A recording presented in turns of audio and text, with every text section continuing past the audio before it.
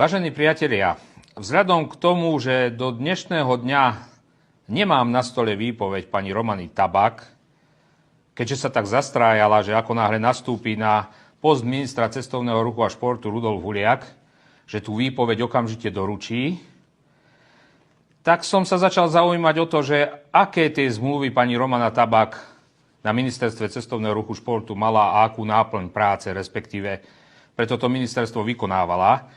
Tak som si dal vytiahnuť z ministerstva, z účtárne a požiadali sme zároveň aj pani Tabak, aby urobila odpočet tých 40 hodín podľa tejto zmluvy na ministerstve cestovného ruchu a športu, kde uvádza, že robila 40 hodín za mesiac propagácia ženského športu a bezpečnosti v športe. Tak za toto pani Romana Tabak na ministerstve cestovného ruchu a športu dostávala 1600 eur za mesiac za 40 hodín takýchto trapných, primitívnych statusov. Aby nebolo tomu ešte dosť, zavolal som riaditeľovi Národného športového centra, že akú činnosť vykazovala u nich, pretože som sa dozvedel, že aj tam má dohodu.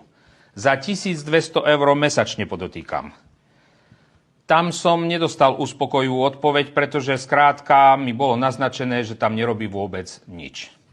Takže týmto dňom rozvezujem akékoľvek dohody pani Romane Tabak s Ministerstvom cestovného ruchu a športu, pretože na takéto trapné statusíky, ktoré urobí aj moja 5-ročná Oksanka, si vieme najať aj za menšie peniaze kohokoľvek.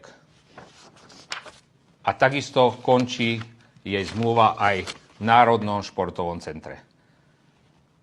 Prišiel som sem, aby som peniaze určené na šport a cestovný ruch dával skutočne do športu a cestovného ruchu a šetril peniaze daňových poplatníkov. A to práve sa snažím robiť. Prajem vám všetkým pekný víkend.